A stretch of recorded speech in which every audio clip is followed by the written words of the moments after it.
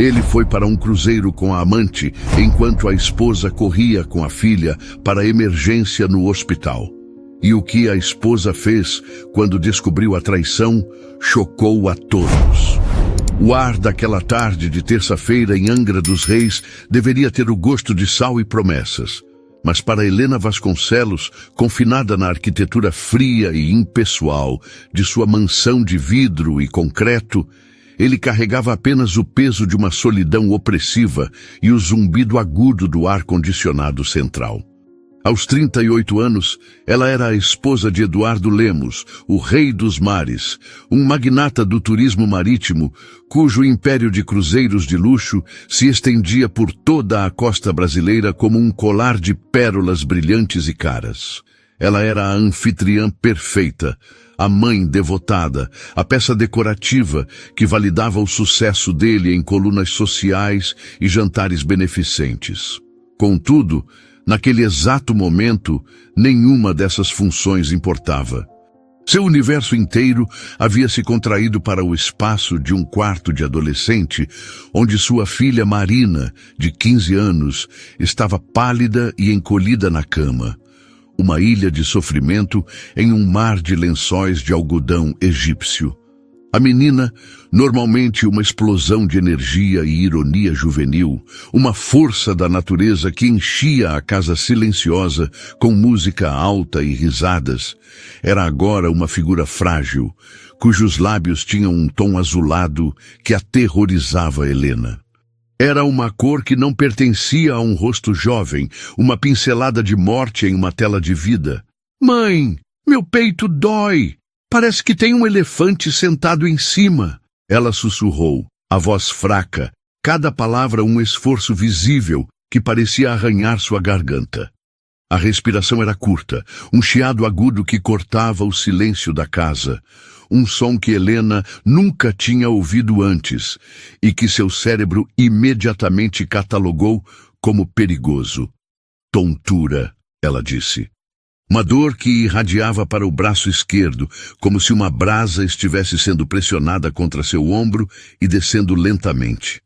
O instinto de Helena, uma força primal e inabalável que hibernava sob camadas de polidez social, gritou em alarme.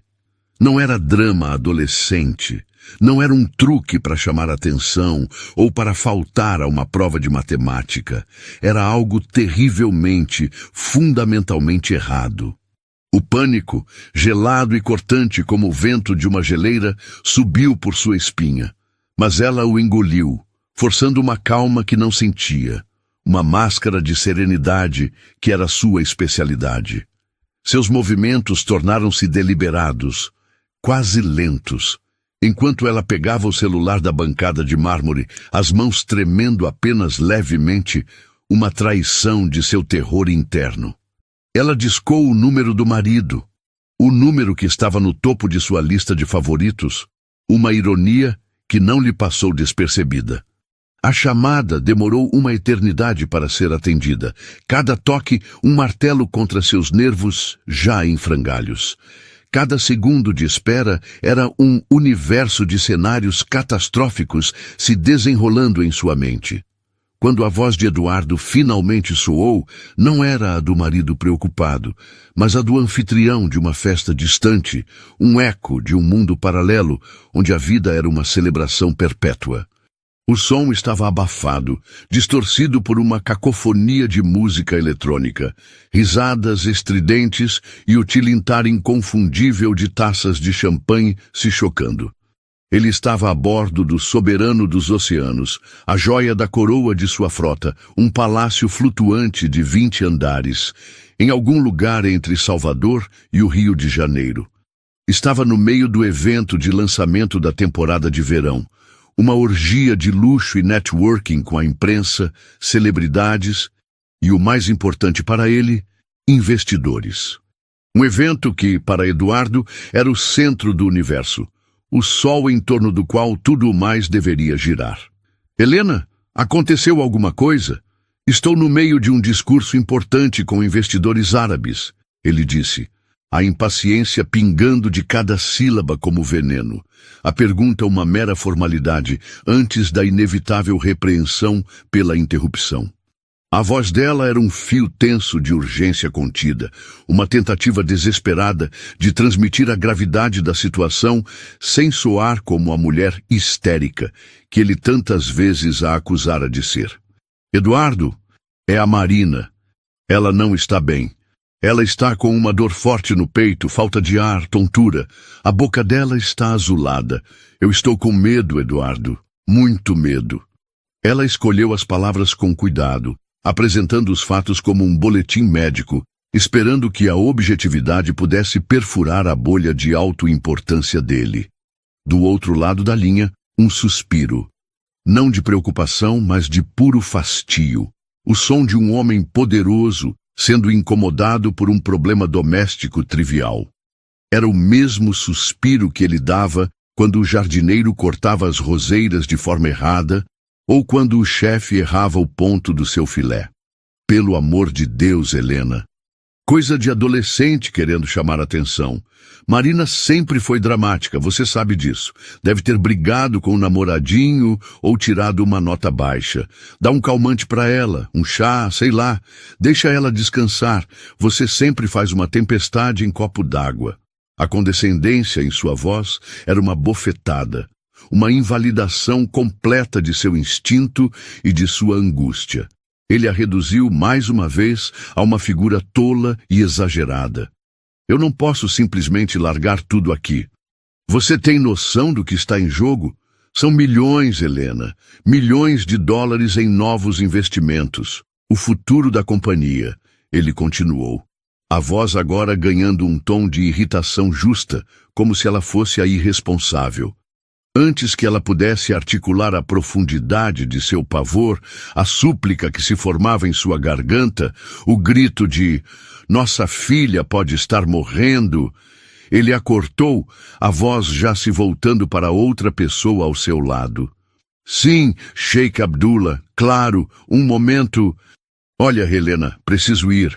O Sheikh está me chamando. A gente se fala depois. Resolva isso."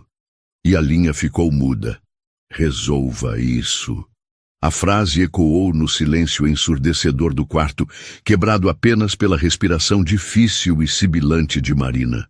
Era o seu mantra, a solução dele para todos os problemas que não lhe interessavam diretamente. A escola de Marina, a manutenção da casa, a doença do cachorro, a solidão dela. Resolva isso. Naquele silêncio, algo dentro de Helena se partiu. Não foi um estalo ruidoso, mas uma fratura silenciosa e profunda, daquelas que comprometem a estrutura inteira de um edifício, que começa com uma rachadura invisível e termina em um colapso completo. A imagem do marido, o visionário dos mares, o homem que vendia sonhos em cabines de luxo, brindando seu sucesso a centenas de quilômetros de distância enquanto a filha deles talvez estivesse morrendo, não era apenas um ato de negligência. Era um abandono. Uma declaração final e brutal de que ela e Marina eram meros acessórios em sua vida grandiosa, descartáveis quando inconvenientes, um problema a ser resolvido. A dor da rejeição, uma dor familiar que ela aprendera a anestesiar ao longo dos anos, foi rapidamente consumida por uma fúria fria e cristalina. As lágrimas que ameaçaram cair congelaram antes de chegar aos olhos. Não havia tempo para desespero.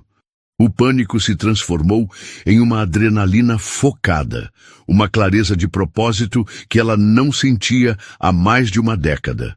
Com uma precisão que ela não sabia possuir, envolveu a filha em um cobertor, sussurrando palavras de conforto que eram tanto para Marina quanto para si mesma. "Vai ficar tudo bem, meu amor. A mamãe está aqui. A mamãe vai resolver." Ela pegou a bolsa com os documentos, as chaves da Land Rover e, num impulso, o iPad de Marina que estava sobre a escrivaninha.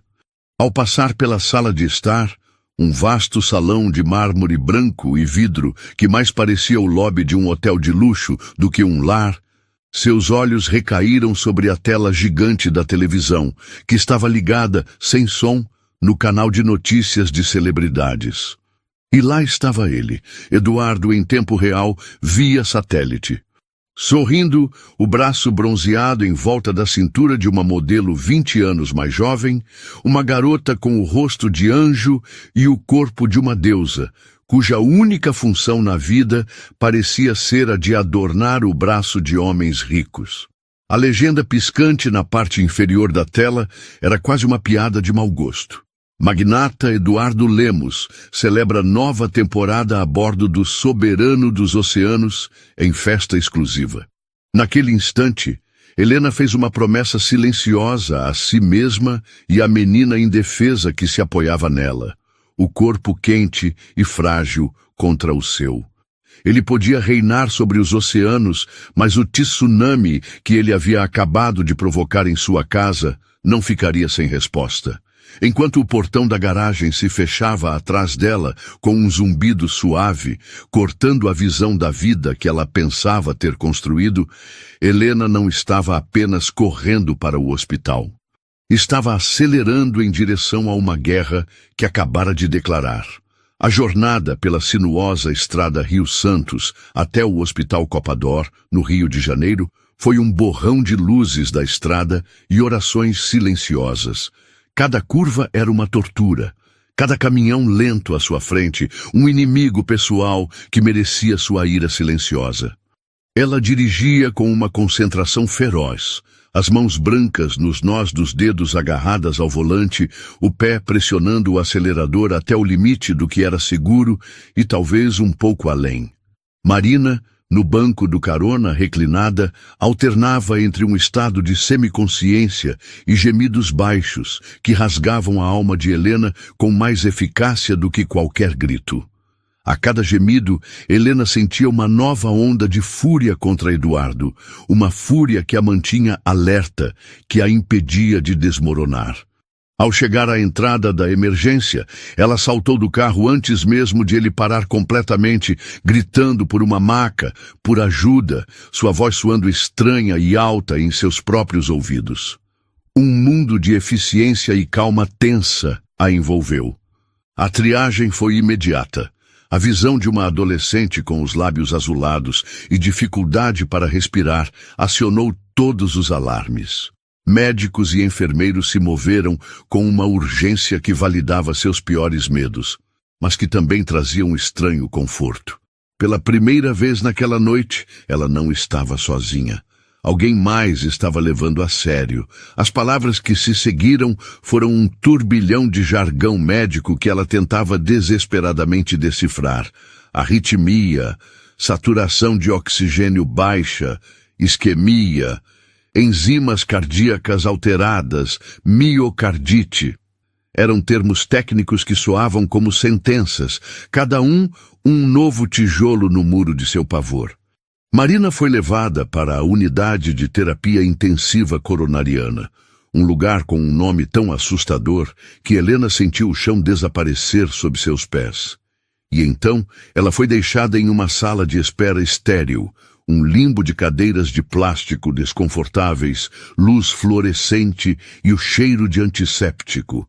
Era um não lugar, um vácuo preenchido apenas por sua culpa, seu pavor e uma raiva que começava a borbulhar como lava sob a superfície de sua compostura. As horas se arrastaram como séculos. Ela ignorou as dezenas de chamadas de amigas e conhecidos, pessoas que provavelmente queriam fofocar sobre as fotos de Eduardo que, ela sabia, já deviam estar circulando como um vírus pelas redes sociais. Ela não queria compaixão baseada em fofoca. Não queria ouvir "eu sinto muito" de pessoas que estavam secretamente se deliciando com o drama. Ela queria sua filha de volta. Finalmente, uma médica com olhos cansados, mas gentis, uma mulher de meia-idade chamada doutora Aline, aproximou-se segurando um prontuário. Ela se sentou ao lado de Helena, um gesto de empatia que quase a desarmou. "Mãe, seu instinto estava absolutamente certo", disse a médica, a voz suave, mas firme. "É uma miocardite viral aguda. Uma inflamação severa do músculo cardíaco, provavelmente causada por um vírus comum que, no caso dela, atacou o coração. Ela está em uma crise cardíaca. É grave. O coração dela não estava conseguindo bombear sangue suficiente. Se a senhora tivesse demorado mais algumas horas, se tivesse seguido o conselho de dar um calmante... A médica parou, percebendo pela expressão de Helena que ela estava citando algo real. Ela poderia ter sofrido uma parada cardíaca fulminante. Você salvou a vida da sua filha hoje. Chegou na hora exata. A palavra fulminante ecoou na mente de Helena, colidindo com a frase displicente de Eduardo. Coisa de adolescente querendo chamar atenção. A indiferença dele não era apenas um insulto, era uma sentença de morte em potencial. A validação da médica, em vez de trazer alívio, apenas solidificou sua raiva em um bloco de gelo duro e afiado em seu peito. A guerra que ela declarara na garagem de sua casa agora tinha uma causa justa, uma bandeira para hastear. Não era mais sobre um casamento desfeito ou um ego ferido.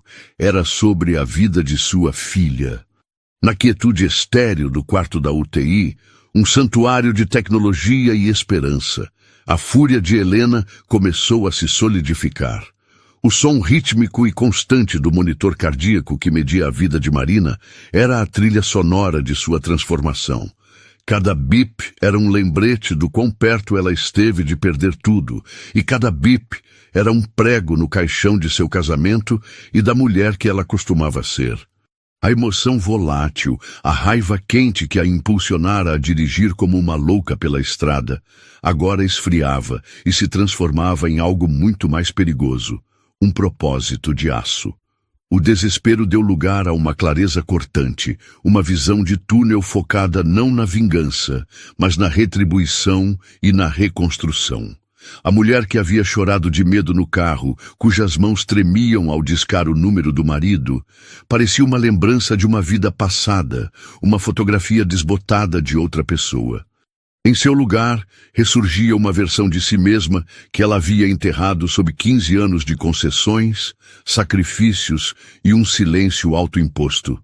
Antes de ser a senhora Lemos, a anfitriã de coquetéis para a imprensa e a gerente silenciosa de uma mansão impecável, ela era Helena Vasconcelos, a jornalista. E não qualquer jornalista. Ela havia sido uma das repórteres mais promissoras de sua geração, uma investigadora tenaz, com um talento para encontrar a verdade nos lugares mais sombrios. Suas matérias de capa para as principais revistas do país haviam exposto esquemas de corrupção em Brasília, dado voz a comunidades esquecidas na Amazônia e desmantelado redes de trabalho escravo no interior. Ela não apenas entendia de comunicação. Ela era apaixonada por seu poder de transformar realidades, de responsabilizar os poderosos e de dar dignidade aos invisíveis. Foi essa paixão, essa chama incandescente, que a conectou a Eduardo. Ele, na época, era apenas um empresário ambicioso com 2 barcos e um sonho grandioso de dominar o turismo marítimo. Ele viu nela não apenas uma mulher bonita e inteligente, mas uma ferramenta, uma arma. Juntos, Lena, ele dizia, nos primeiros dias, espalhando planos de marketing e projeções sobre a mesa de seu pequeno apartamento em Copacabana, os olhos brilhando com uma ambição que ela confundiu com visão. Você com a palavra, eu com a audácia. Vamos construir um império, um legado para este país. Ela acreditou. Acreditou no sonho e, mais tolamente, no homem. Deixou uma carreira em ascensão, um cargo de editora assistente que a aguardava para se tornar a diretora de comunicação não oficial de sua empresa nascente, a Lemos Cruzeiros. Suas estratégias de imprensa, sua habilidade com as palavras, seus contatos na mídia foram a fundação sobre a qual ele ergueu os primeiros pilares de seu império. Foi ela quem escreveu os discursos que o fizeram parecer um visionário. Foi ela quem gerenciou as crises quando um de seus primeiros barcos teve um problema de motor e deixou os passageiros à deriva por horas, transformando um desastre de relações públicas em uma história de aventura e resiliência. O nome dela nunca esteve nos comunicados oficiais ou nas entrevistas que ela mesma arranjava, mas sua alma estava em cada slogan, em cada campanha publicitária, em cada artigo elogioso que ela plantava na imprensa. Então veio o casamento, a gravidez de Marina, e com eles a sugestão sutil, depois insistente, de que ela desacelerasse. Você já fez tanto, meu amor. Já provou seu valor. Agora curta a vida que construímos.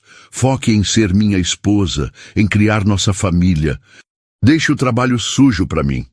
Cansada de lutar por reconhecimento nos bastidores, seduzida pela promessa de uma parceria de vida e pelo desejo de ser uma mãe presente, ela cedeu. Trocou as redações barulhentas e as coletivas de imprensa por chás da tarde e listas de convidados. Lentamente, tornou-se invisível, uma peça decorativa na mansão que ela mesma ajudara a promover. Ele a transformara em uma prisioneira de luxo em sua própria vida, e ela, cega pelo amor e pela rotina, havia permitido. Agora, sentada ao lado da filha adormecida, a arquiteta de seu próprio cativeiro via as paredes da prisão com uma clareza ofuscante. E o mundo exterior não a deixava esquecer. O celular, que ela finalmente ligara para verificar as mensagens da escola de Marina, começou a apitar incessantemente. Eram notificações de portais de fofoca, links enviados por amigas preocupadas. As fotos de Eduardo com a amante não eram mais apenas uma imagem estática. Eram um álbum completo. Havia vídeos dele dançando com ela no convés, a cabeça dela jogada para trás em uma risada, os corpos colados. Havia stories dela mostrando a cabine presidencial, o champanhe, as joias que ele claramente acabara de lhe dar. Não era apenas uma traição íntima. Era um espetáculo para o mundo ver, uma humilhação televisionada e compartilhada milhões de vezes. Cada imagem era um novo golpe. Mas em vez de derrubá-la, cada golpe parecia forjar sua determinação em um aço mais resistente. Foi nesse momento, com o coração em frangalhos, o rosto marcado por lágrimas secas e a humilhação pública queimando em suas veias, que Helena tomou a decisão que mudaria tudo. Ela não precisava de um advogado caro para lutar por metade de seus bens. Não precisava de um detetive particular para provar o adultério. Ela precisava de sua antiga arma, a única que ele nunca conseguiu tirar dela. Sua voz. Ela pegou o celular. Abriu a câmera frontal. O rosto que a encarou de volta era o de uma estranha. Uma mulher devastada, com olheiras profundas e olhos vermelhos, mas com uma faísca perigosa de determinação no fundo deles. A luz fria e azulada do monitor cardíaco ao lado da cama de Marina pintava listras fantasmagóricas em seu rosto, um cenário de pesadelo que ela estava prestes a transmitir para o mundo. Ela não planejou as palavras. Elas simplesmente vieram, brotando de um lugar profundo e ferido, a nascente de uma verdade que ela havia represado por anos. Sua voz, quando falou, não era um lamento, mas um testemunho. Era baixa, rouca de exaustão e choro contido, mas carregada com o peso de cada decepção, cada sacrifício não reconhecido, cada momento em que se sentiu diminuída e invisível. Meu nome é Helena Vasconcelos. Ela começou, a câmera tremendo ligeiramente em sua mão.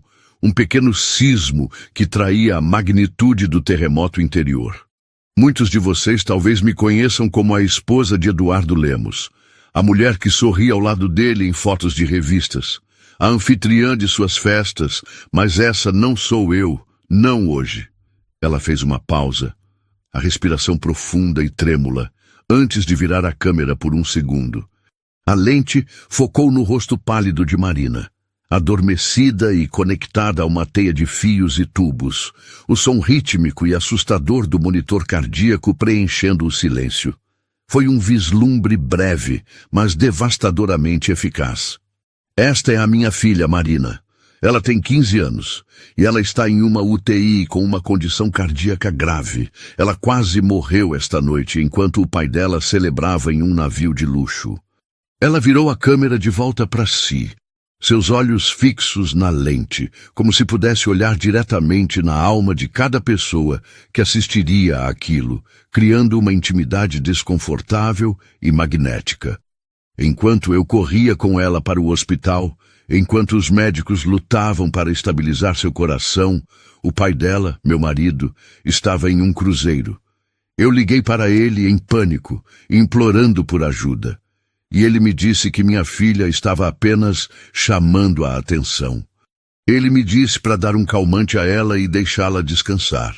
Depois, desligou o telefone para brindar com investidores.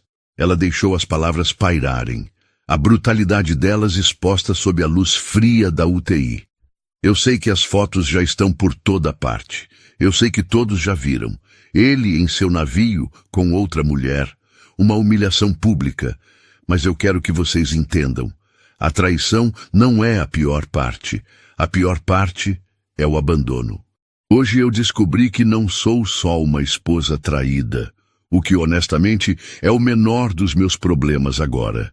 Eu sou uma mãe que foi deixada completamente sozinha no momento mais aterrorizante da sua vida. Uma mãe cujo medo pela vida da própria filha foi ridicularizado e descartado como histeria. Ela se inclinou para mais perto da câmera, sua voz caindo para um sussurro intenso e conspiratório, o tom de quem está prestes a revelar um segredo universal. Eu estou gravando isso porque por 15 anos eu fiquei em silêncio. Eu desisti da minha carreira, da minha voz, da minha identidade, para apoiar o sonho de um homem que, no final, provou que seu império vale mais do que a vida da nossa filha. E eu sei que não estou sozinha. Eu sei que existem milhares de mulheres por aí que são silenciadas todos os dias, cujas preocupações são chamadas de drama, cujos instintos são ignorados. Mulheres que se tornam invisíveis para que seus maridos possam brilhar. Mulheres que administram o mundo silenciosamente para que eles possam receber os aplausos. Ela olhou mais uma vez para Marina e um amor feroz e protetor transfigurou seu rosto cansado, dando-lhe uma beleza trágica e poderosa. Isso acaba hoje. Minha filha vai ficar bem. Eu declaro isso. E quando ela acordar, ela vai ver uma mãe que não tem mais medo de falar. Uma mãe que vai lutar por ela, não apenas na beira de uma cama de hospital, mas em todos os lugares. A voz que ele tentou calar, ele vai ouvi-la agora. Todos vocês vão. Com um clique final, ela encerrou a gravação. O vídeo tinha pouco mais de 2 minutos, sem edição, sem filtros, sem roteiro. Era apenas a verdade crua, destilada em sua forma mais potente. Com um dedo trêmulo mais decidido, ela o postou em seu perfil do Instagram, uma conta antes dedicada a fotos de paisagens, jantares de gala e da filha sorrindo. Na legenda, ela escreveu apenas uma coisa: a escuta de uma mãe. E então, ela desligou o telefone, exausta, como se tivesse corrido uma maratona. Ela se sentia vazia, mas também estranhamente leve. Ela havia jogado sua última carta, uma bomba de verdade no meio do oceano de mentiras de Eduardo. Agora, só restava esperar pela detonação. Ela voltou sua atenção para o que realmente importava. A batida rítmica do coração de sua filha, um som que era, agora, o único norte em sua bússola quebrada. O que aconteceu em seguida foi algo que nem a mais experiente das estrategistas de mídia poderia prever. O vídeo não apenas viralizou, ele explodiu com a força de uma supernova. Foi como acender um fósforo em um campo seco de ressentimento feminino coletivo. Primeiro, foi compartilhado por outras mães, mulheres que se reconheceram imediatamente na voz trêmula de Helena, na sua fúria justa, no seu medo visceral. Elas viram a si mesmas, seus próprios momentos de serem descartadas, suas próprias lutas para serem ouvidas em consultórios médicos, em reuniões de escola, em suas próprias casas. Eu sou Helena, uma mulher escreveu em seu compartilhamento. Meu marido me disse que era só uma cólica quando meu filho estava com apendicite. Ele precisou operar às pressas. Eu sou Helena, escreveu outra, uma executiva de uma multinacional. Meu chefe me disse que era TPM quando eu apontei um erro grave em um relatório financeiro que poderia ter custado milhões à empresa. A hashtag que Helena criou, "A escuta de uma mãe", começou a se transformar. As pessoas a adaptaram. Eu sou. Helena começou a surgir, primeiro como um gotejamento, depois uma enchente, inundando o Twitter, o Instagram, o Facebook. Tornou-se um estandarte para todas as mulheres que já se sentiram silenciadas, invalidadas ou ignoradas. Em poucas horas, o vídeo saltou da bolha das redes sociais para os portais de notícias. A história tinha todos os elementos de um drama irresistível. O magnata infiel, a esposa traída, a filha doente, a humilhação pública. Mas havia algo mais, algo que os editores de tabloides e os produtores de TV perceberam imediatamente. Havia a autenticidade crua de Helena. Ela não se apresentou como uma vítima chorosa pedindo compaixão. Ela se apresentou como uma leoa ferida, defendendo sua cria e denunciando uma injustiça universal. Sua dor não pedia pena, exigia ação. Sua vulnerabilidade era sua armadura. Ao amanhecer, enquanto Helena cochilava em uma poltrona desconfortável ao lado de Marina, seu nome era o assunto mais comentado do país. Celebridades, de atrizes a apresentadoras de TV, compartilharam o vídeo com legendas de apoio. Políticos, especialmente mulheres, usaram a história para falar sobre a importância de políticas de saúde e o fardo desigual que recai sobre as mães. Jornalistas sérios, antigos colegas de Helena, escreviam artigos de opinião, não sobre a fofoca, mas sobre o fenômeno social que ela havia desencadeado. Seu número de seguidores, que antes mal chegava a 2.000 amigos e conhecidos, saltou para 50.000, 100.000, 500.000 e continuava subindo em uma progressão geométrica alucinante.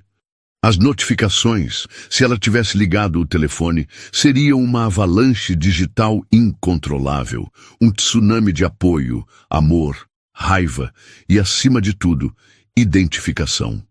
Helena Vasconcelos, a esposa troféu, havia morrido naquela noite, e de suas cinzas, uma nova e poderosa voz estava nascendo, amplificada por milhões.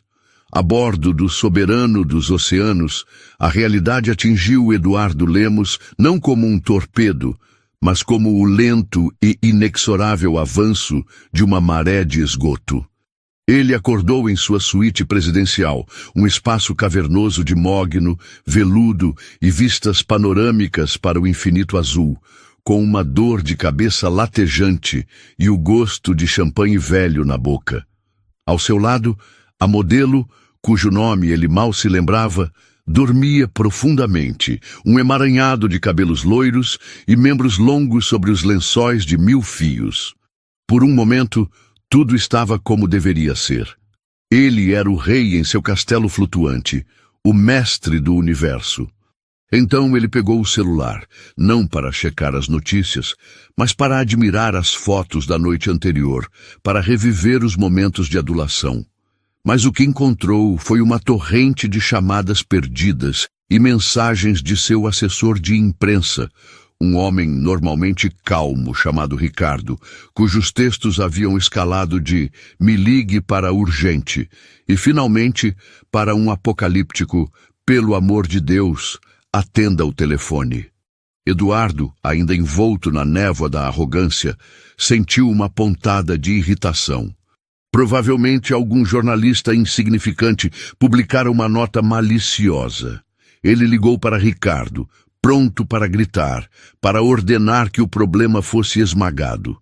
A voz do assessor, quando atendeu, era um guincho agudo de pânico puro. Eduardo, onde você está? Você precisa ver o que está acontecendo. É um desastre de proporções bíblicas. Eduardo riu, uma risada seca e desdenhosa. Que desastre, Ricardo!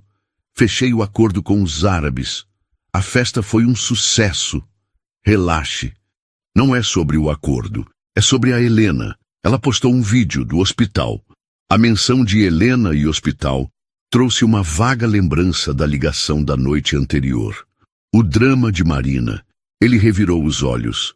Ah, pelo amor de Deus! Ela levou a menina ao médico por causa de uma birra e fez um vídeo choramingando. Mande os advogados notificarem, tirem do ar.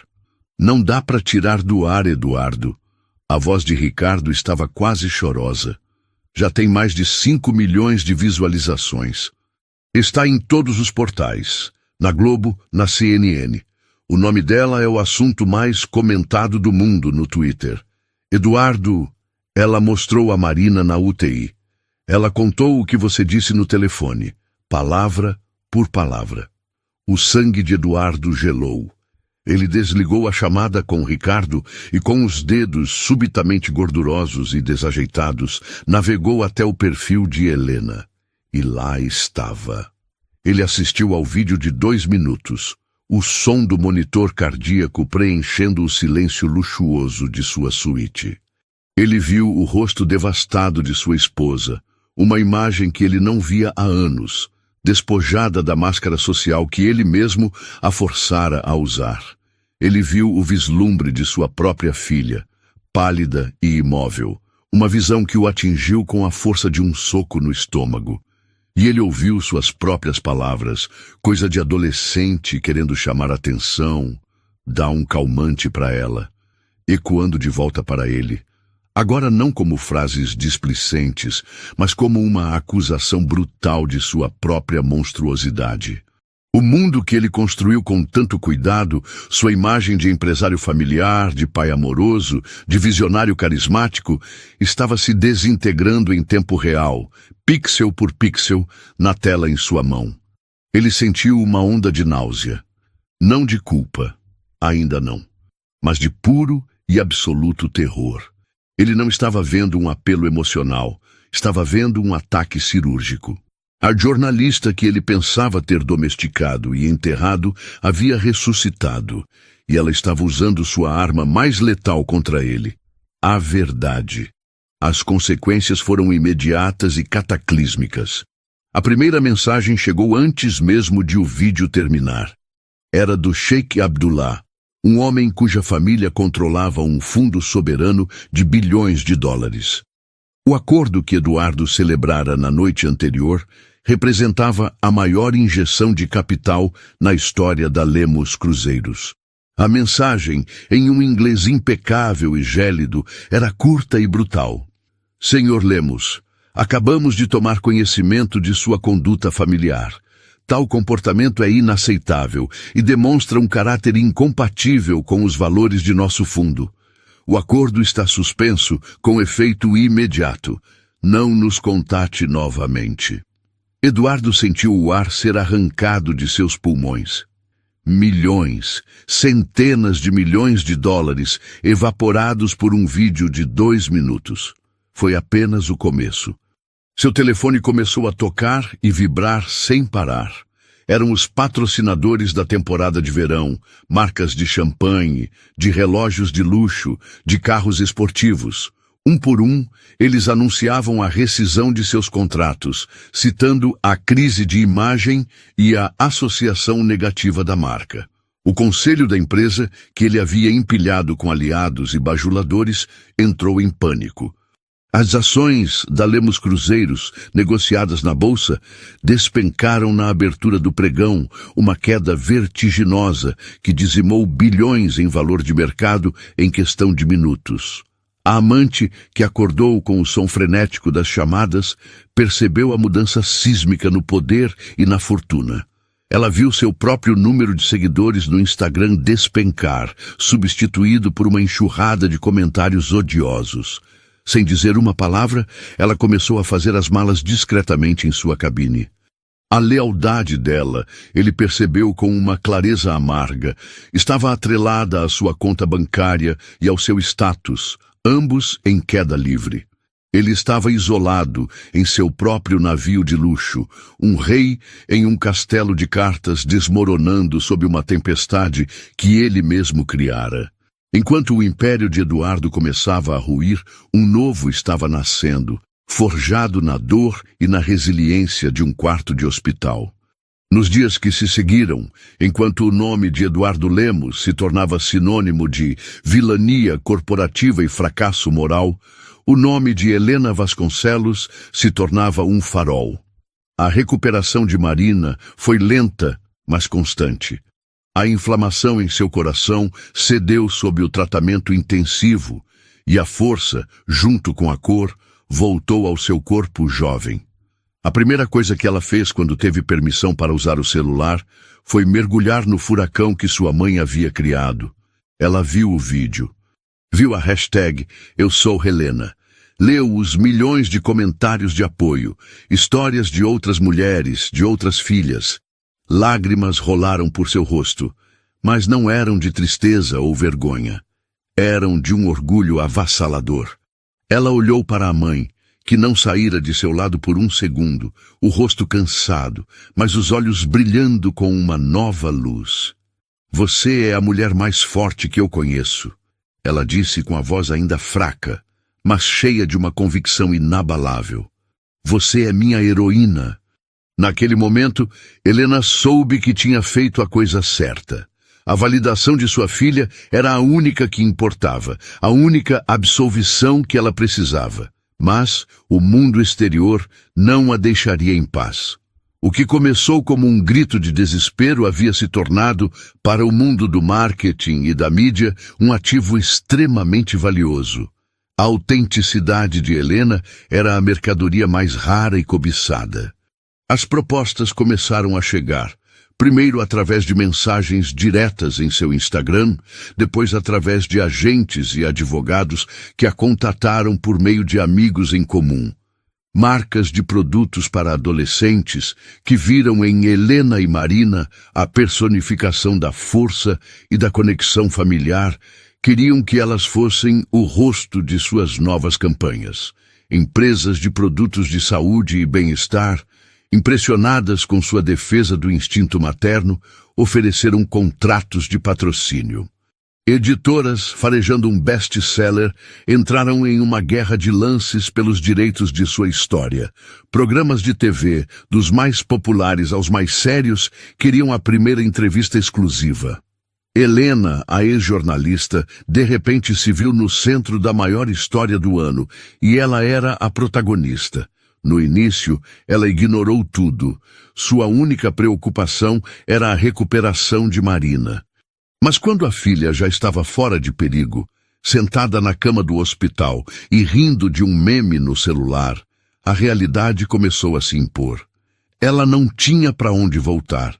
A mansão em Angra era uma concha vazia, um mausoléu de um casamento morto. Sua vida financeira dependia inteiramente de Eduardo, um homem que agora, ela sabia, a odiava com a fúria de um tirano deposto. Ela estava desempregada há 15 anos. A liberdade, ela percebeu, tinha um preço. E, convenientemente, o mundo estava batendo à sua porta com um cheque em branco. Com a ajuda de uma antiga colega de faculdade, agora uma das advogadas de entretenimento mais respeitadas do país, Helena começou a navegar pelas ofertas. Ela recusou 90% delas, descartando tudo que parecia explorador ou desalinhado com sua nova bússola moral.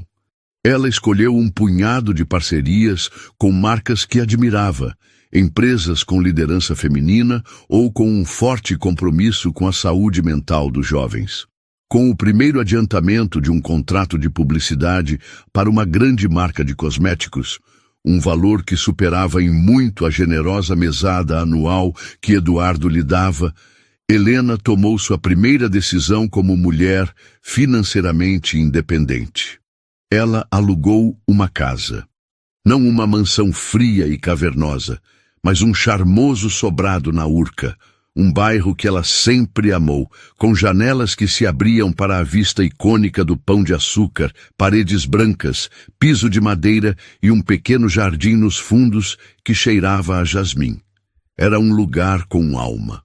Quando Marina recebeu alta, não foi para a gaiola dourada que ela voltou, mas para um lar.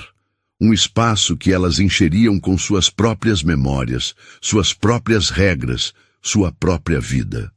Enquanto desempacotavam as poucas caixas com seus pertences pessoais que Helena pedira a uma funcionária para buscar em Angra, Helena encontrou uma caixa empoeirada no fundo de seu armário. Dentro estavam seus antigos cadernos de reportagem, seus prêmios de jornalismo, as credenciais de imprensa de eventos que ela cobrira.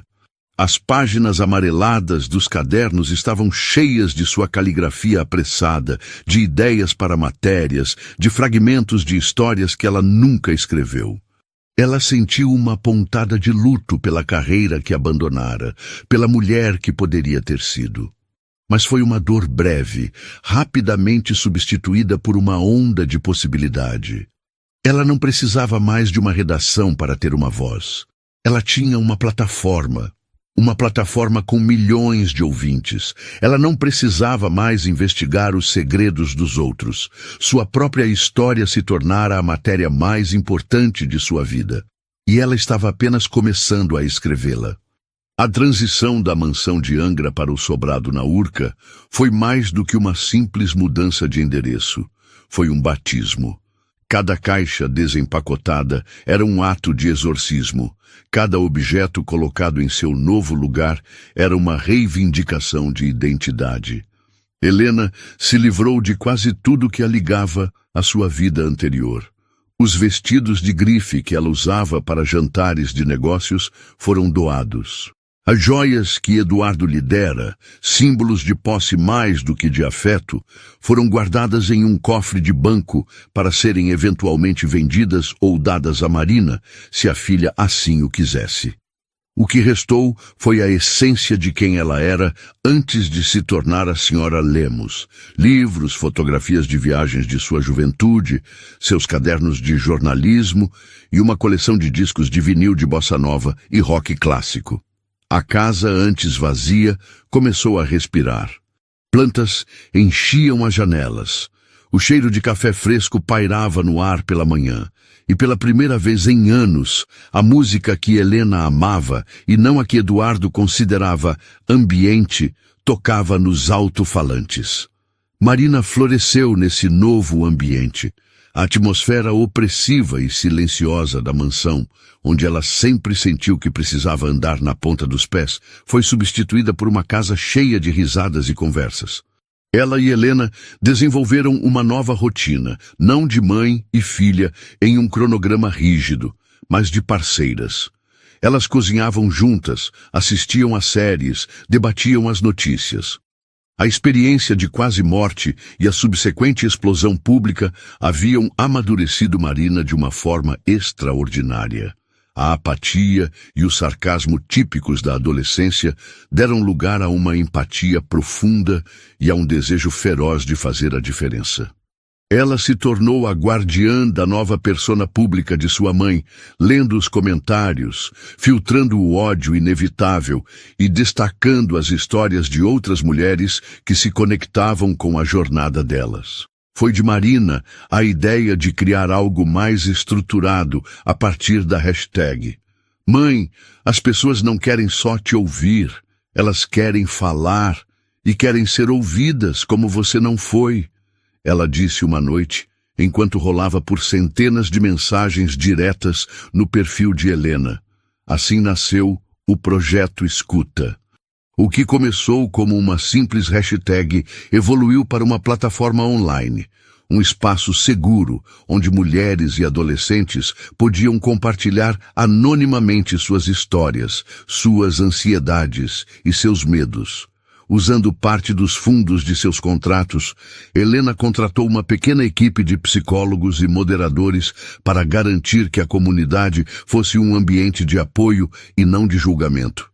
Ela e Marina gravavam vídeos semanais, não mais do quarto de hospital, mas da sala de estar ensolarada de sua nova casa, lendo algumas das histórias, com permissão, oferecendo palavras de encorajamento e trazendo especialistas para discutir temas como saúde mental, relacionamentos tóxicos e empoderamento feminino. A voz de Helena, antes usada para expor a corrupção de estranhos, agora era usada para curar as feridas de sua nova e vasta comunidade. Ela não era mais apenas uma influenciadora, era uma líder de movimento. E com essa liderança vieram os convites para palestras. No início, ela hesitou. Falar para uma câmera em sua sala era uma coisa. Enfrentar uma multidão ao vivo era outra. A síndrome da impostora, a voz de Eduardo em sua cabeça chamando-a de dramática e exagerada, ainda sussurrava em seus momentos de dúvida. Mas foi Marina, mais uma vez, quem a empurrou. Mãe, você tem que ir. Essas mulheres precisam ver que você é real, que você não é só uma imagem em uma tela. Sua primeira palestra foi em uma escola de ensino médio no Rio, para uma plateia de mães e filhas. Ela subiu ao palco com o coração batendo na garganta, as mãos úmidas. Mas quando começou a falar, não a partir de um roteiro, mas do coração, contando sua história, sua voz encontrou o mesmo tom de autenticidade crua do vídeo original. Ela falou sobre a importância de confiar nos próprios instintos, sobre a linha tênue entre o cuidado e o controle em um relacionamento, sobre como ensinar as filhas a reconhecerem seu próprio valor. Ao final, quando as luzes se acenderam, ela viu que muitas mulheres na plateia estavam chorando, não de tristeza, mas de reconhecimento. Elas se levantaram e a aplaudiram de pé, um som que era mais do que aprovação. Era gratidão. Aquele foi o ponto de virada. A palestra na escola levou a um convite para um congresso de empreendedorismo feminino, onde ela falou sobre como transformar uma crise pessoal em uma marca com propósito. Sua história, despida da fofoca e apresentada como um estudo de caso de resiliência e estratégia de comunicação, fascinou a plateia de executivas e empresárias. Elas não viram uma dona de casa sortuda, viram uma estrategista brilhante que havia executado a campanha de relações públicas mais eficaz do ano, usando a si mesma como produto. Dali, os convites se multiplicaram. Grandes eventos corporativos queriam que ela falasse sobre gestão de crises e o poder da narrativa autêntica. Universidades a convidaram para dar aulas magnas em seus departamentos de comunicação. A voz que Eduardo um dia mandara silenciar, a voz que ele considerava um ruído de fundo irritante em sua sinfonia de sucesso, agora ecoava em auditórios lotados por todo o Brasil. Helena Vasconcelos, a ex-esposa, a ex-socialite, havia se tornado uma das oradoras mais requisitadas e bem pagas do país. Ela não estava apenas contando sua história, estava monetizando sua liberdade. Enquanto isso, a queda de Eduardo continuava, menos como uma explosão e mais como uma lenta implosão. Após ser forçado a se afastar da Lemos Cruzeiros, ele se viu em um limbo. Seus amigos da alta sociedade o tratavam como um leproso, com medo de que sua toxicidade fosse contagiosa. Ele tentou montar um novo negócio, uma consultoria de turismo de luxo, mas seu nome estava tão manchado que ninguém queria se associar a ele. Os bancos que antes lhe ofereciam crédito ilimitado, agora nem retornavam suas ligações. Ele, que sempre se definiu por seu trabalho e seu sucesso, agora não tinha nenhum dos dois. Sua identidade havia sido apagada. A solidão era um companheiro constante. Ele passava os dias em seu apartamento alugado na Barra da Tijuca, um espaço moderno e sem alma que parecia zombar da vida que ele perdera. As paredes brancas eram um lembrete constante da casa vibrante que Helena havia criado sem ele. Ele bebia demais, dormia pouco e passava horas online, uma tortura autoimposta. Ele lia os artigos sobre Helena, assistia aos trechos de suas palestras que iam parar no YouTube, lia os comentários elogiosos. Cada palavra de louvor a ela era uma facada em seu ego. Ele via as fotos dela, e ela parecia diferente. Havia uma luz em seus olhos que ele não via desde os primeiros anos de namoro. Ela parecia mais jovem, mais vibrante, mais viva. A mulher que ele havia transformado em uma sombra agora projetava uma luz própria, e era ofuscante. O arrependimento, uma emoção que ele sempre considerara uma fraqueza para os outros, começou a corroê-lo. Mas não era um arrependimento puro. Era uma mistura tóxica de autopiedade, raiva e uma inveja amarga. Ele não se arrependia tanto de tê-la tratado mal, mas de tê-la subestimado. Ele se via como vítima de uma traição, de uma mulher que havia usado um momento de fraqueza para roubar sua vida. Sua mente narcisista era incapaz de aceitar a totalidade de sua culpa. Ele era o rei deposto, o herói traído, e o mundo, em sua visão distorcida, era injusto. A ironia mais cruel de seu destino se manifestou alguns meses depois, quando seu dinheiro começou a acabar. O acordo de divórcio, embora generoso no papel, estava sendo corroído por seus gastos extravagantes e a falta de novas fontes de renda. Desesperado, ele aceitou um emprego que um antigo conhecido lhe ofereceu, mais por pena do que por qualquer outra coisa. Ele se tornou gerente de experiência em uma pequena empresa de turismo em Angra dos Reis, que operava escunas para passeios pelas ilhas. Na prática, ele era um guia turístico glorificado. Ele, o rei dos mares, agora narrava para turistas de bermuda e chinelo as curiosidades sobre a Ilha de Caras, apontando as mansões de celebridades, incluindo a sua própria, agora vazia, e com uma placa de "Vende-se". Ali, ele dizia a voz monótona e desprovida de emoção, é a antiga residência do empresário Eduardo Lemos. Dizem que está mal assombrada pelo fantasma de seu próprio ego. Às vezes, um turista o reconhecia. Ei, você não é aquele cara do escândalo? Eles perguntavam, o dedo apontado, os olhos brilhando com uma curiosidade mórbida. Cada reconhecimento era uma nova humilhação, um novo lembrete de quão baixo ele havia caído. Ele conduzia pessoas pelo mesmo mar azul que um dia acreditou reinar, uma paródia amarga de sua antiga glória, um rei fantasma em um reino que não era mais seu. À noite, ele não voltava para um apartamento de luxo, mas para um pequeno flat alugado em cima de uma padaria. O cheiro de pão assando, que para outros seria reconfortante, para ele era o cheiro do fracasso. Sozinho, com uma garrafa de cachaça barata como companhia, ele assistia escondido aos vídeos da ex-esposa. Ele via Helena sorridente em palcos lotados, aplaudida de pé. Ele via Helena sendo entrevistada na TV, falando com inteligência sobre economia e feminismo. Ele via Helena e Marina em fotos de viagens abraçadas em frente à Torre Eiffel, rindo em um café em Roma. Elas estavam vivendo o futuro que ele não soube proteger, um futuro que ele, em sua arrogância, havia jogado fora como se não valesse nada. E naquela solidão pegajosa, o arrependimento finalmente começou a se purificar, a se livrar da raiva e da autopiedade, e a se tornar algo mais próximo da dor genuína. Ele não a havia perdido para outro homem. Ele não fora vítima de um golpe. Ele a havia perdido para si mesmo. E essa era uma verdade tão devastadora, tão absoluta, que não havia álcool no mundo que pudesse anestesiá-la. A ascensão de Helena não foi um conto de fadas sem percalços.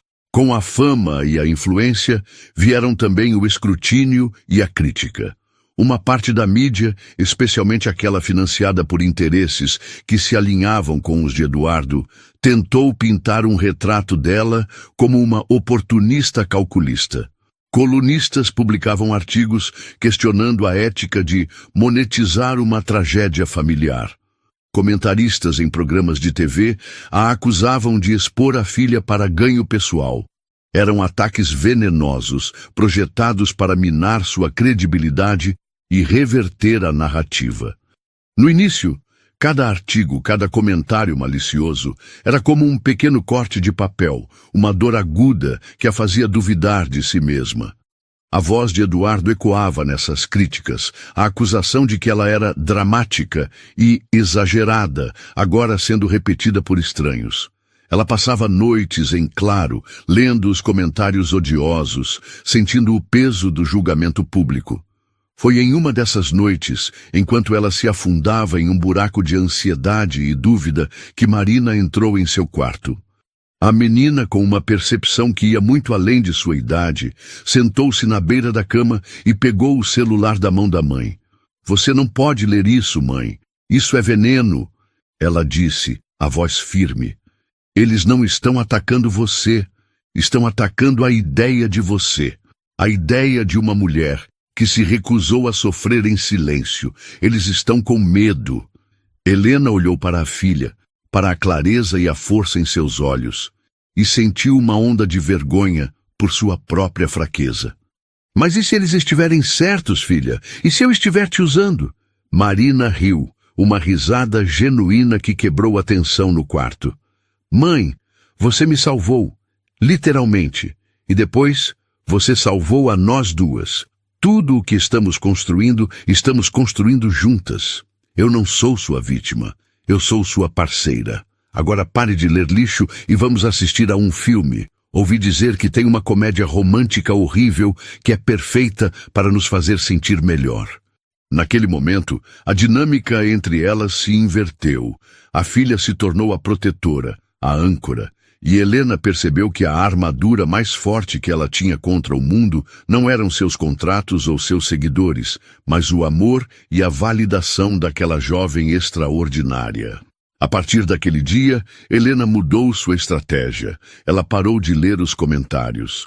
Contratou uma equipe de relações públicas, não para defendê-la, mas para criar um firewall, permitindo que apenas as informações construtivas chegassem até ela. E o mais importante, ela enfrentou as críticas de frente. Em sua próxima grande entrevista, para um dos programas jornalísticos mais respeitados do país, o entrevistador, um homem conhecido por seu estilo incisivo, a confrontou diretamente. "Helena, seus críticos dizem que você explorou um momento de vulnerabilidade familiar para construir uma carreira. Como você responde a isso?" Helena não recuou. Ela olhou diretamente para a câmera, como fizera no vídeo original, e respondeu com uma calma glacial. "Eu não explorei uma vulnerabilidade. Eu expus um crime. O crime do abandono, da negligência, da invalidação. Um crime que acontece em silêncio em milhões de lares todos os dias. Eu apenas decidi cometer o meu em público. E quanto a construir uma carreira, eu não construí uma carreira. Eu retomei a minha. A carreira de jornalista e comunicadora que eu abandonei para construir o império de um homem que me descartou quando mais precisei dele. Eu não devo desculpas por usar meu talento e minha voz para garantir que minha filha e eu nunca mais estejamos na posição de depender da boa vontade de um homem como aquele." A resposta foi tão poderosa, tão inegável, que o entrevistador ficou visivelmente sem palavras.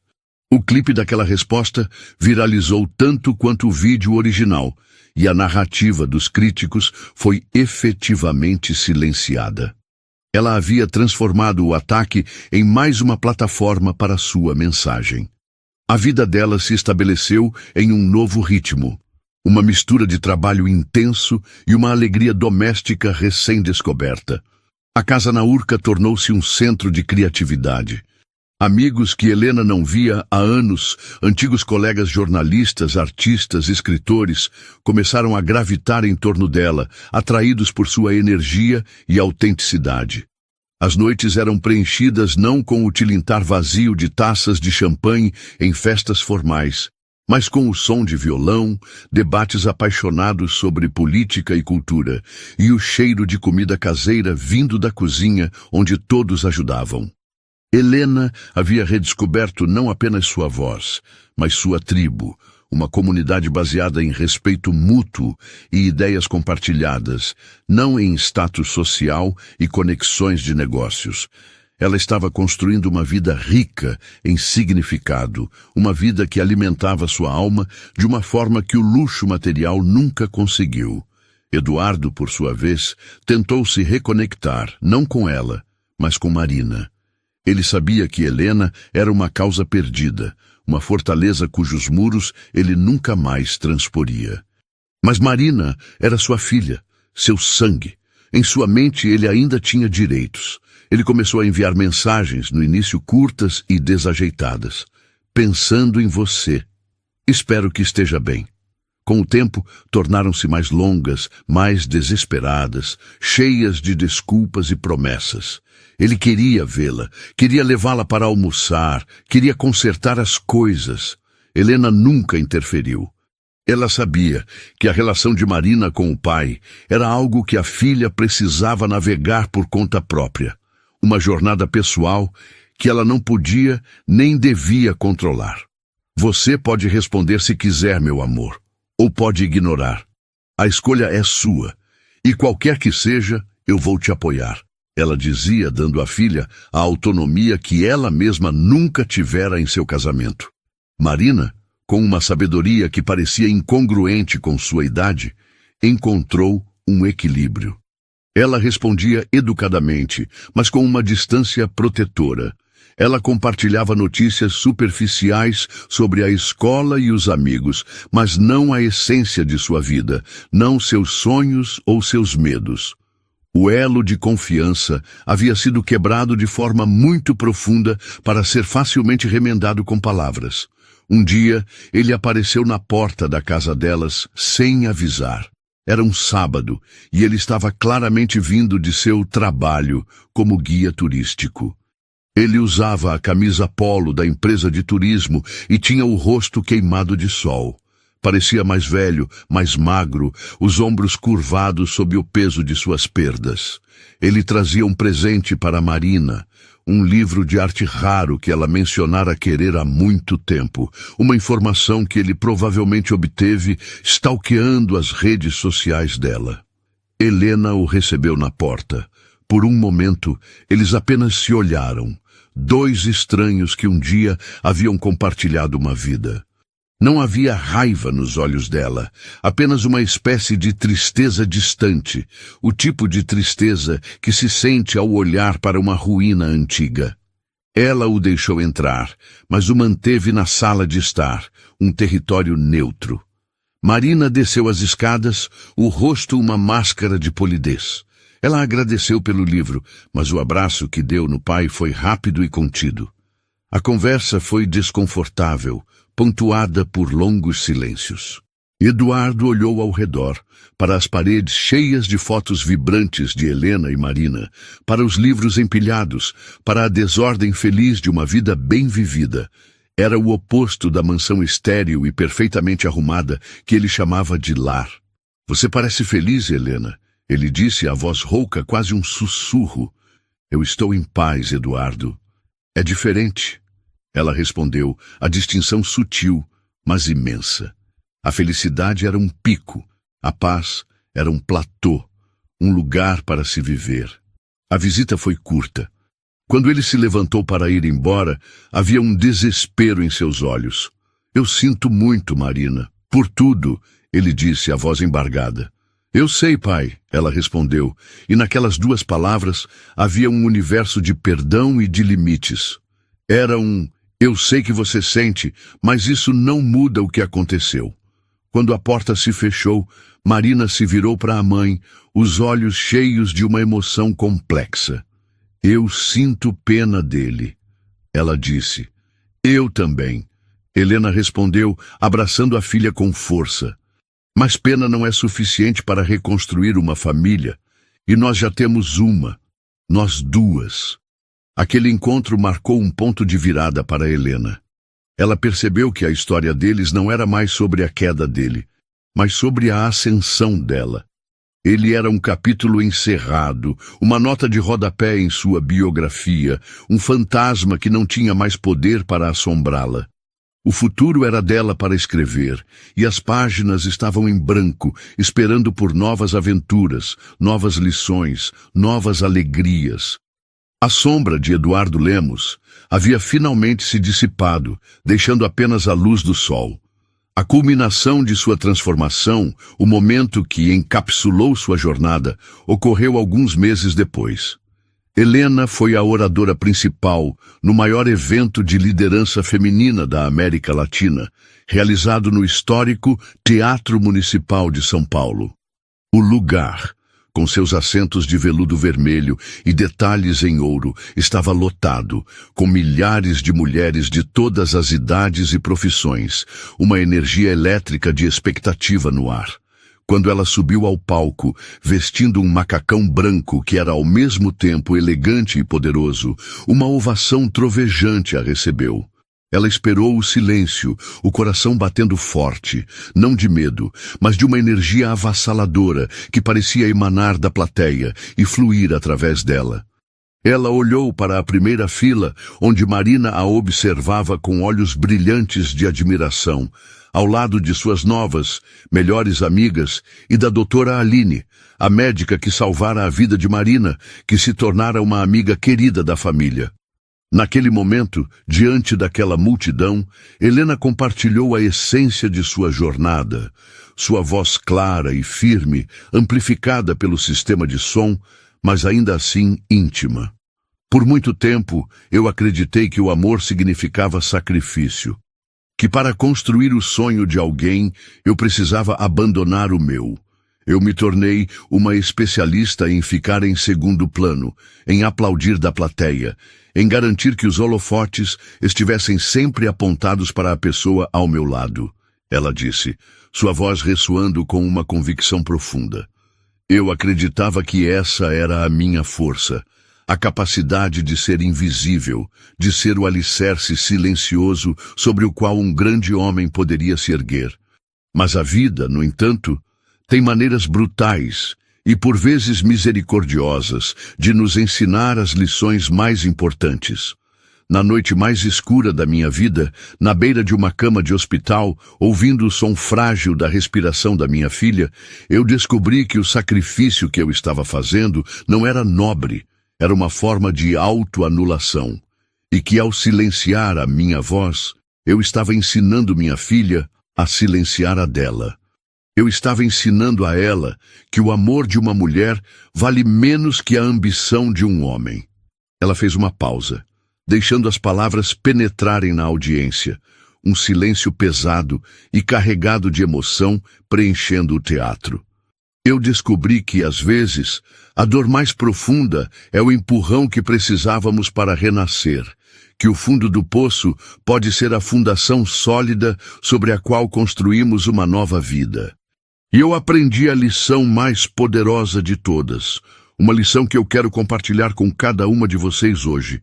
Não há silêncio no mundo, não há porta trancada, não há voz autoritária capaz de apagar a voz de uma mulher quando ela, finalmente, decide se levantar e falar a sua verdade. A última frase foi recebida com uma explosão de aplausos que parecia abalar as fundações do teatro. Era o som de milhares de mulheres se reconhecendo em sua história, o som da libertação coletiva. E assim, a mulher que fora subestimada, ridicularizada e abandonada, transformou sua dor em propósito, sua solidão em independência e seu futuro em uma tela em branco, pronta para ser pintada com as cores mais vibrantes que ela pudesse imaginar. A vida após o discurso no Teatro Municipal adquiriu uma nova dimensão. Helena não era mais apenas uma sobrevivente que contava sua história. Ela se tornara um ícone, um símbolo de uma forma de poder feminino que não se baseava em imitar os homens, mas em abraçar qualidades muitas vezes vistas como fraquezas, vulnerabilidade, intuição e a capacidade de transformar dor em ação. As oportunidades que surgiram a partir daí foram de uma escala diferente. Ela foi convidada para se juntar ao conselho de administração de duas grandes empresas, ambas interessadas em sua expertise em comunicação de crise e em sua perspectiva como uma voz influente no mercado consumidor feminino. Ela foi convidada pela ONU Mulheres para ser embaixadora de uma nova campanha global sobre empoderamento econômico. O projeto Escuta recebeu um grande aporte de um fundo de filantropia do Vale do Silício, permitindo que se expandisse para outros países e idiomas, com uma plataforma tecnológica mais robusta e mais profissionais de saúde mental envolvidos. Helena se viu navegando em um mundo de jatos particulares, reuniões em salas de diretoria e fóruns internacionais. Era um universo que ela conhecia de sua vida anterior, mas sua posição nele era radicalmente diferente. Antes, ela era um apêndice de Eduardo, uma presença silenciosa cuja única função era sorrir e parecer bonita. Agora, ela era a figura central. As pessoas queriam ouvir sua opinião. Suas ideias eram levadas a sério. Ela descobriu que tinha um talento natural para os negócios, uma visão estratégica que ela nunca tivera a oportunidade de exercitar. A jornalista investigativa dentro dela era excelente em analisar relatórios financeiros, em farejar fraquezas em um plano de negócios, em fazer as perguntas difíceis que ninguém mais ousava fazer. Ela não estava apenas ocupando um assento na mesa, estava redesenhando a mesa. No entanto, em meio a essa agenda vertiginosa, ela estabeleceu regras rígidas para si mesma. Ela nunca passava mais de 2 noites fora de casa. Recusava qualquer compromisso que conflitasse com eventos importantes da escola de Marina. As manhãs eram sagradas, um tempo para tomar café da manhã com a filha, sem celulares, apenas conversando sobre os planos para o dia. As noites, sempre que possível, eram para jantares em casa, filmes no sofá, a normalidade que se tornara seu luxo mais precioso. Ela estava determinada a não cometer o mesmo erro de Eduardo, o erro de sacrificar a família no altar da ambição.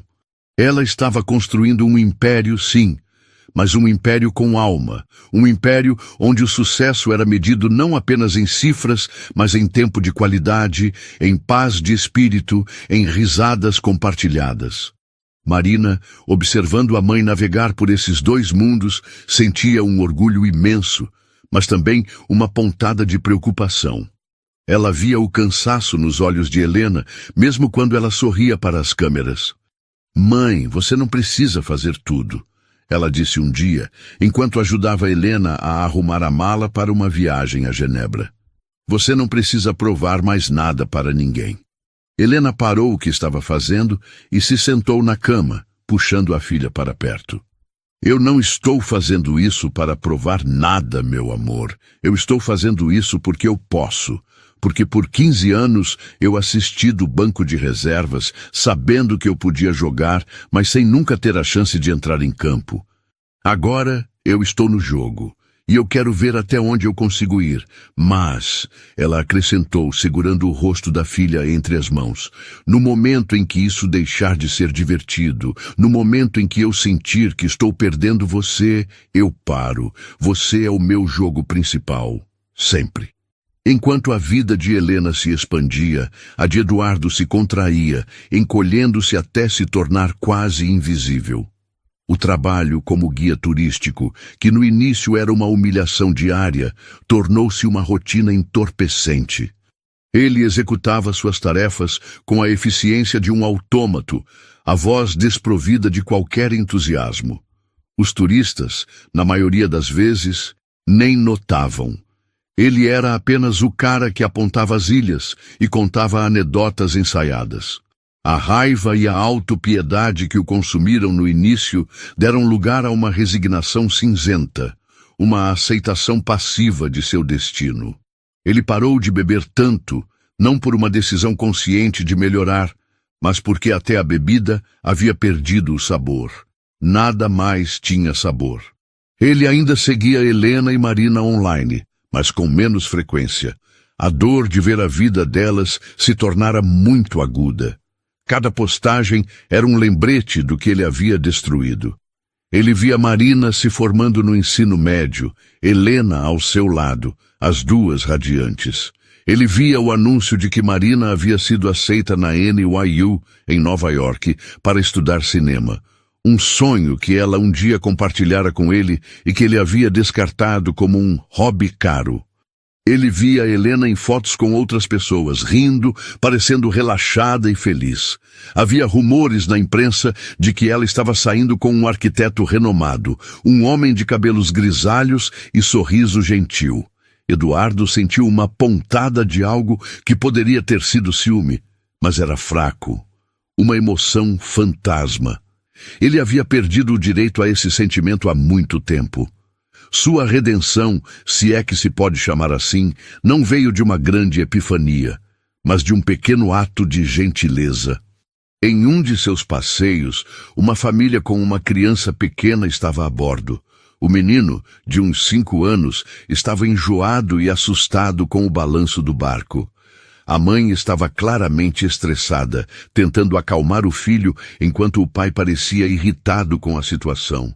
Eduardo observou a cena, um eco distorcido de sua própria falha. Sem pensar, ele se aproximou. Ele se ajoelhou ao lado do menino e começou a falar com ele em voz baixa, distraindo-o, apontando para os golfinhos que nadavam ao longe, contando-lhe uma história inventada sobre um tesouro pirata escondido em uma das ilhas. Ele pegou um copo de água para a mãe e disse a ela: "Acontece. Não se preocupe, ele vai ficar bem." Por alguns minutos, o menino se acalmou, fascinado pela história. A mãe olhou para Eduardo com uma gratidão imensa em seus olhos. "Obrigada", ela sussurrou. Naquele momento, algo se moveu dentro de Eduardo. Foi a primeira vez em anos que ele se sentiu útil de uma forma que não envolvia dinheiro ou poder. Foi um ato de pura e simples humanidade. Não mudou sua vida. Ele não se tornou uma pessoa melhor da noite para o dia, mas plantou uma semente. Ele começou a prestar mais atenção aos seus passageiros, não como clientes, mas como pessoas. Ele aprendeu os nomes das crianças, ajudava os mais velhos a embarcar e desembarcar, compartilhava seu lanche com quem havia esquecido o seu. Eram coisas pequenas, insignificantes no grande esquema de seu antigo mundo, mas que começaram a preencher o vazio em seu peito com algo que não era amargura. Ele começou a encontrar um propósito, não em ser o rei dos mares, mas em ser o homem que garantia que uma família tivesse um dia agradável na água. Ele nunca mais tentou contatar Helena. Ele enviou a Marina um presente de formatura, um equipamento de câmera profissional, entregue por um mensageiro, sem nenhum bilhete além de um cartão com os dizeres: "Parabéns. Com amor, pai." Ele sabia que nunca poderia consertar o que havia quebrado. A única coisa que podia fazer era parar de causar mais danos. Ele aceitou seu exílio, e na aceitação encontrou uma estranha e melancólica paz. Ele era uma nota de rodapé na história de sucesso de sua ex-esposa. Um conto de advertência sobre arrogância e negligência.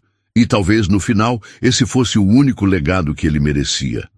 A cena final da jornada de Helena não foi em um palco ou em uma sala de reuniões, mas em um pequeno apartamento no East Village, em Nova York. 1 ano se passara. Marina estava prosperando na NYU, dirigindo seus primeiros curtas-metragens, encontrando sua própria voz criativa. Helena estava na cidade para uma série de reuniões na ONU, mas havia reservado o fim de semana inteiro para a filha. Elas passaram o dia perambulando por livrarias, tomando café em lugares da moda e rindo das peculiaridades da vida na cidade grande. Naquela noite, elas estavam no apartamento de Marina, um espaço pequeno e bagunçado, cheio de pôsteres de filmes e pilhas de livros, cozinhando macarrão em uma cozinha minúscula. Elas estavam rindo de uma história sobre um professor excêntrico quando o celular de Helena tocou. Era o arquiteto. O sorriso em seu rosto, ao atender a chamada, era genuíno e caloroso. Marina observou a mãe, a forma como ela ria, a maneira como seu corpo relaxava enquanto conversava. Ela parecia feliz, não a felicidade febril de quem está no topo do mundo, mas uma felicidade calma, assentada, a felicidade de quem está exatamente onde deveria estar. Quando Helena desligou, Marina disse de forma casual: "Ele parece legal." "Ele é," Helena respondeu simplesmente. "Mas," ela acrescentou, pegando o escorredor de macarrão, "ninguém nunca vai ser tão legal quanto você." Mais tarde, sentadas no pequeno sofá, comendo macarrão diretamente da panela, elas assistiram a um dos primeiros curtas de Marina. Era um filme silencioso, lindamente filmado, sobre uma mulher que vivia em uma casa de vidro, invisível para o homem com quem compartilhava a vida, até que um dia uma rachadura aparece no vidro e, através dessa rachadura, ela começa a ver o mundo lá fora. E o mundo, pela primeira vez, começa a vê-la. Ao final, quando os créditos subiram com o nome Direção Marina Vasconcelos, Helena estava com os olhos cheios de lágrimas. "É a nossa história," ela sussurrou. "É uma história de amor, mãe." Marina corrigiu suavemente, sobre uma mulher que aprende a se amar. Helena abraçou a filha, o cheiro de seu cabelo, a solidez de seu corpo contra o dela.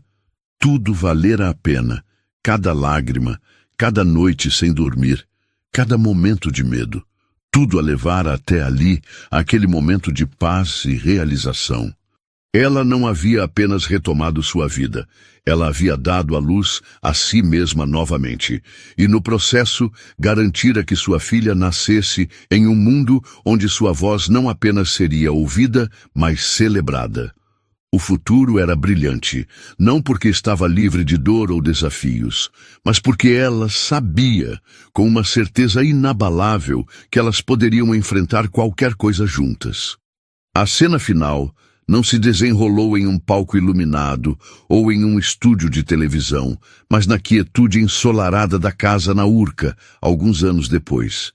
O tempo havia passado, não como um ladrão, mas como um artesão, suavizando as arestas e aprofundando as cores da vida de Helena. A casa, antes um refúgio, tornara-se um lar no sentido mais pleno da palavra, um centro de gravidade para uma família que elas mesmas haviam escolhido. Marina, agora uma jovem cineasta recém-formada e promissora, estava de volta ao Brasil para as férias, preparando seu primeiro longa-metragem, um roteiro semi-autobiográfico que já gerava burburinho nos círculos de cinema independente. Helena, por sua vez, havia encontrado um novo equilíbrio. Ela continuava em seus conselhos de administração e em seu trabalho filantrópico, mas havia deliberadamente reduzido o ritmo, delegando mais e viajando menos. Ela havia aprendido que o poder não estava em fazer tudo, mas em ter a liberdade de escolher o que fazer. Naquela tarde de sábado, a luz dourada do sol carioca entrava pelas janelas abertas, dançando sobre as paredes brancas, agora cobertas de arte, fotografias e os primeiros pôsteres dos filmes de Marina. Helena e Marina estavam sentadas no sofá, não como uma palestrante famosa e sua filha, mas simplesmente como mãe e filha, revendo o roteiro do filme de Marina. Ao lado delas estava o arquiteto Paulo, um homem cuja presença calma e sorriso fácil haviam se tornado uma parte constante e bem-vinda de suas vidas. Ele não tentava preencher o espaço de um pai ou marido. Ele simplesmente estava ali. Um parceiro que admirava a força de Helena sem se sentir intimidado por ela, e que tratava Marina com o respeito e o carinho de um amigo. Havia uma cumplicidade fácil entre os três. Uma harmonia construída sobre o respeito mútuo e um afeto genuíno. Enquanto Marina lia uma cena em voz alta, sua paixão pela história evidente em cada palavra, Helena a observava. o coração inundado por uma emoção que transcendia a felicidade. Era um sentimento de assombro, de gratidão. Ela via na jovem mulher à sua frente não apenas sua filha, mas o resultado de uma promessa. A promessa que ela fizera a si mesma naquele quarto de hospital, de que sua filha cresceria vendo uma mãe inteira, uma mulher que não tinha medo de sua própria voz. E ali estava a prova. Marina não estava apenas usando sua voz, estava usando-a para contar histórias que poderiam mudar o mundo, começando pela delas.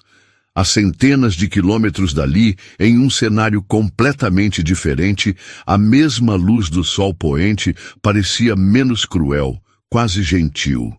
Em um quiosque de praia, em uma cidade litorânea esquecida, com mesas de plástico e o cheiro de peixe frito e maresia, Eduardo Lemos estava terminando seu turno. Ele não era mais o guia turístico amargurado.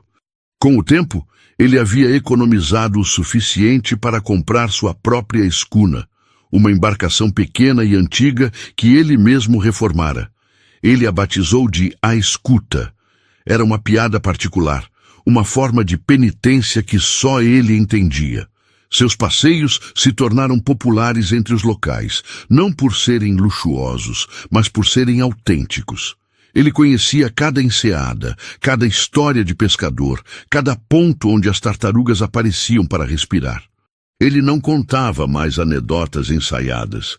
Ele compartilhava seu conhecimento e seu respeito recém-descoberto pelo mar.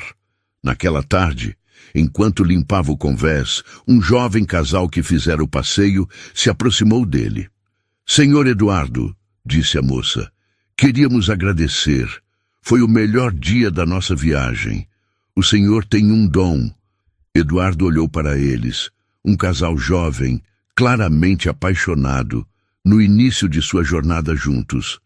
Ele sorriu, um sorriso genuíno, sem o brilho falso de seus dias de magnata. «O dom não é meu, é do mar. Eu só faço as apresentações», ele respondeu. Ele os observou ir embora de mãos dadas e não sentiu a pontada de inveja que antes o consumiria. Sentiu uma paz melancólica.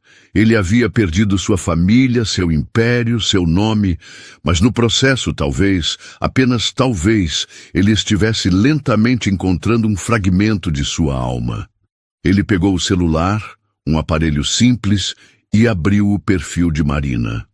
Era algo que ele fazia raramente agora, não como um stalker, mas como um pai distante e resignado.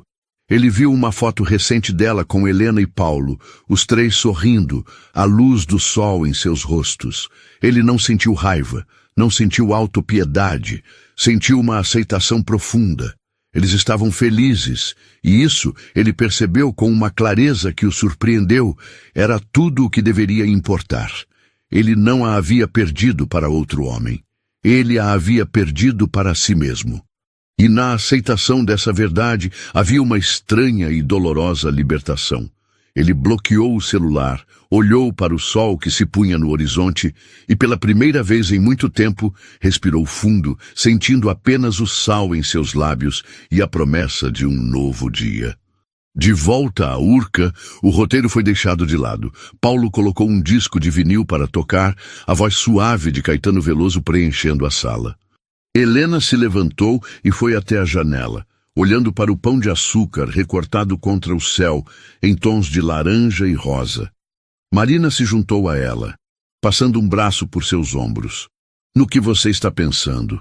a filha perguntou. Helena sorriu, um sorriso que vinha do fundo da alma. «Eu estava pensando em uma mulher que estava com muito medo, em um quarto de hospital há muito tempo. E o que você diria a ela, se pudesse?» Marina sussurrou.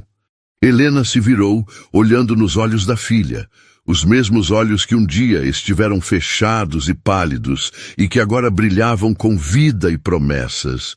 «Eu diria a ela para não ter medo. Eu diria a ela que a noite mais escura é apenas o prelúdio do amanhecer mais bonito que ela jamais poderia imaginar». Ela abraçou a filha, o cheiro de seu cabelo, a solidez de seu corpo contra o dela. Tudo valera a pena. Cada lágrima, cada noite sem dormir, cada momento de medo. Tudo a levara até ali, aquele momento de paz e realização. Ela não havia apenas retomado sua vida. Ela havia dado à luz a si mesma novamente e, no processo, garantira que sua filha nascesse em um mundo onde sua voz não apenas seria ouvida, mas celebrada. O futuro era brilhante, não porque estava livre de dor ou desafios, mas porque ela sabia, com uma certeza inabalável, que o amor, em sua forma mais verdadeira, não é sacrifício, mas libertação. E aí, o que você achou dessa jornada de renascimento? Essa história te tocou de alguma forma? Nós queremos muito saber o que você sentiu. Deixe seu like e, se pudesse dar uma nota para essa reviravolta na vida da Helena, de 0 a 10, qual seria? Deixe aqui nos comentários, sua opinião é o que nos move e vamos ler cada uma delas com o maior carinho. Muito obrigado e até o próximo vídeo.